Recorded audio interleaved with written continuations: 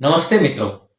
એક નાનકડો આઈડિયા ઘણીવાર ઉત્પાદન પ્રક્રિયામાં બહુ જ મોટો ફાયદો કરી આપતો હોય છે.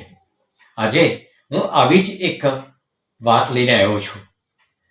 ઇલેક્ટ્રિક બલ્બ બનાવતી એક કંપનીમાં એક ટ્રેનર ટ્રેનિંગ દેવા માટે આવે છે. ટ્રેનિંગનો વિષય હતો વેલ્યુ એન્જિનિયરિંગ.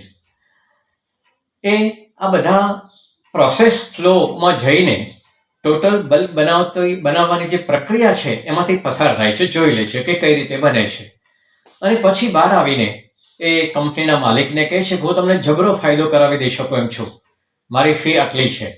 અને પેલા માલિક એ મંજૂર પણ કરે છે. ત્યાર પછી ટ્રેનર આ બધા કંપનીના જે 7-8 મુખ્ય એન્જિનિયર્સ હતા, કી પર્સન્સ, એને બોલાવે છે અને કહે છે કે તમે ગામમાં જઈને, માર્કેટમાં જઈને જુદી જુદી કંપનીઓના એક 60 વોલ્ટના બલ્બ લેતા આવો.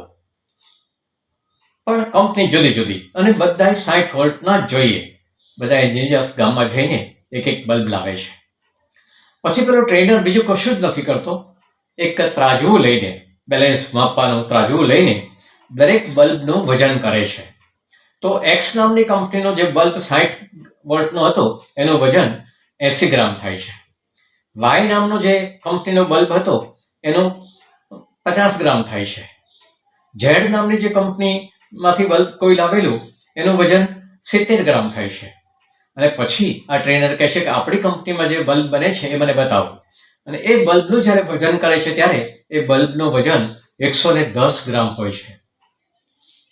અને સિમ્પલી પેલું ટ્રેનર એટલું જ પૂછે છે કે આપણે 110 ગ્રામનો વજનનો બલ્બ શું કામ બનાવીએ છીએ? આ વજનદાર બલ્બ હોય તો પ્રકાશ વધુ પડે? કે ના, પ્રકાશને તો ફિલામેન્ટ સાથે સંબંધ છે. તો 110 ગ્રામનો બલ્બ હોય તો એ લાંબો સમય ટકે એવું છે? ના, કાચ તો ફૂટી જ જાય પડે તો કે. અને પેલો ટ્રેનર કહે છે કે તો આપણે 55 ગ્રામનો જે કોઈ કંપની બનાવે છે કે 50 ગ્રામનો કોઈ કંપની 60 વોલ્ટનો બલ્બ બનાવે છે, એવું કરવું હોય તો શું કરવું પડે?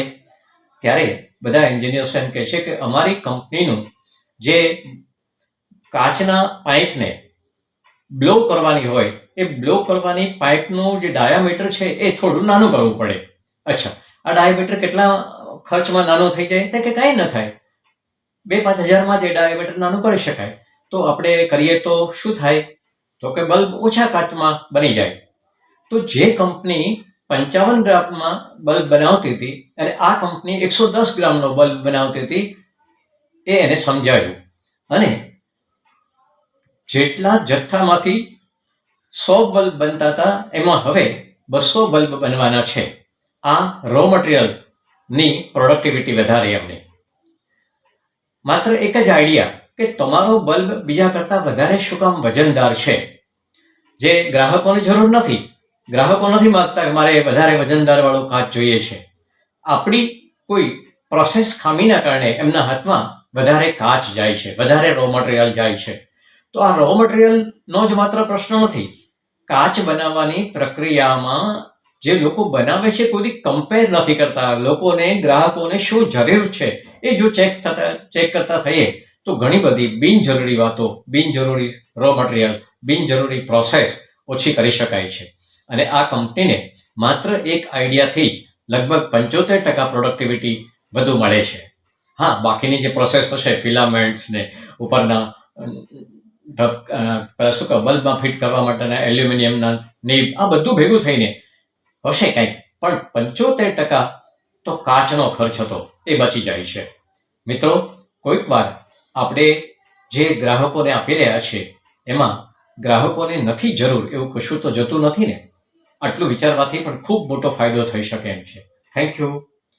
મારી આ ચેનલ આપને ગમતી હોય તો લાઈક કરશો અને સબસ્ક્રાઈબ કરશો.